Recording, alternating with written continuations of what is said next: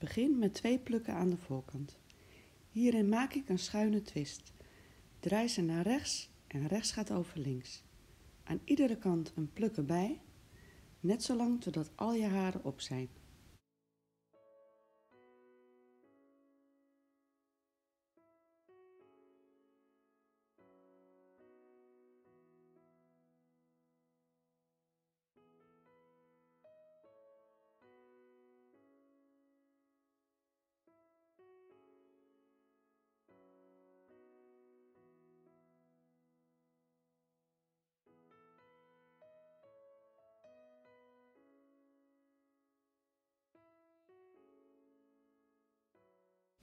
Door er kleine plukjes tussenuit te halen, maak je hem net wat losser.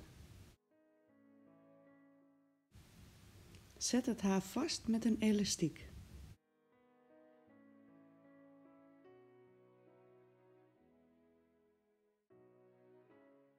Ook het staartgedeelte is getwist, losgetrokken en zet ik met schuifspeldjes vast.